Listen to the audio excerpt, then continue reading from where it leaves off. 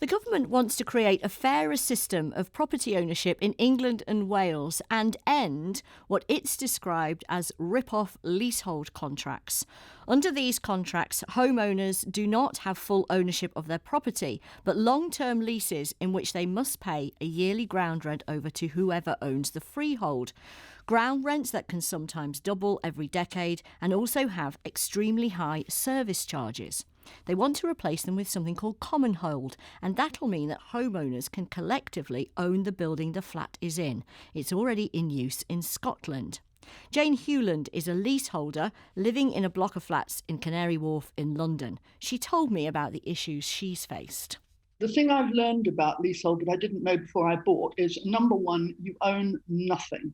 What you own is a tenancy agreement. You also control nothing. The landlord decides what services get provided, by whom, and at what cost. And if you want to challenge that, you have to go to court. And then usually you end up paying his legal fees as well as your own. So that's a dead duck. And what about the service charge that you're paying? How's that?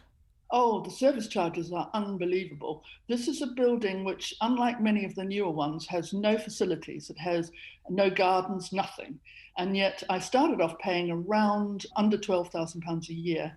I'm now paying the best part of 30. And when you look at the budget for what that £30,000 is spent on, what is it being spent on? We've never yet been able to get to the bottom of that. Also, we don't get to see or have any effect on the budget. We have a new service charge year starting next month. We'll get bills for it next week. And we've not been told what the budget is. We'll just get a bill and be asked to pay. You didn't know about this then in 2006 when you bought the property? I didn't go into it in that sort of depth, you see. That's the problem. People think they're being sold the dream of home ownership. I was even stupid enough to use the developer's solicitor suggested by the estate agent. I mean, I was basically taken advantage of. I just walked into it blind, as so many do. What does it mean for you then to have to pay out £30,000? Can you still afford it? I'm a fortunate person. I had my own business for a while, but it's eating through my grandchildren's inheritance at a great rate of knots. I'm just hoping that the law will change and people like us will get the right to enfranchise, or at the very least the right to manage our building. So you're happy then with the government proposals? I'm very, very nervous because in the short term it's going to make our situation a whole lot worse, because there'll be new estates which will be Commonhold, and those will have obvious commercial advantage over us. So you'll be hoping that buildings like yours will be taken into account when the government... Oh, they must be.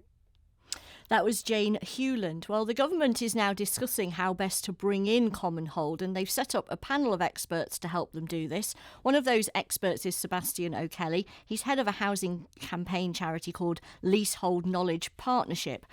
Sebastian, do you think that Jane's experiences there are common? Yes, I do. Most people who buy leasehold flats are unhappy at having done so. The Leasehold Advisory Service, the government Quango, found that 57% of purchasers of leasehold properties regretted doing so, and that is echoed by our own experience. It's absolutely woeful that so many people buy flats in England and Wales and end up deeply regretting it and feel that they're being ripped off by anonymous and often offshore private equity landowners or landlords who bought the income streams of their block of flats. And it's been a disgraceful area of residential property for far too long, and it's absolutely right that it's being reformed. So the government is now starting this reform process. They say it's going to be the biggest change in property law for 40 years and will help, I think it's something like 4.5 million people who have got a flat or a house in which is a leasehold. I mean, it is an enormous change, isn't it? It is. I mean, for once, the politicians are not resorting to hyperbole. It is correct. I mean, leasehold was, in its modern form, was invented as a way for Victorian aristocrats to not sell the land for houses that the Victorian middle classes were buying, and it created one Duke of Westminster. But we're well on the way to creating 100 Dukes of Westminster as we build more and more flats in all cities, but particularly London, and use this a leasehold system. Because in creating a leasehold property, you also create an investment asset that is bought by somebody else and who grazes off the revenues of that building. I mean, So, it's absolutely appalling that the service charges in Jane's Place are so high.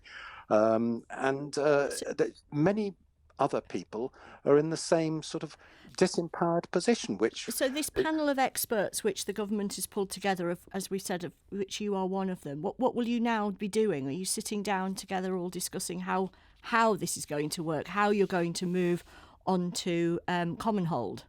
Yes, I mean, the Law Commission produced a report on Commonhold, and Commonhold does exist in this country since 2002, but it wasn't made mandatory. So developers who make much more money out of selling leasehold flats by selling the freehold off to investors in residential freeholds want to continue doing that, or wanted to continue doing that.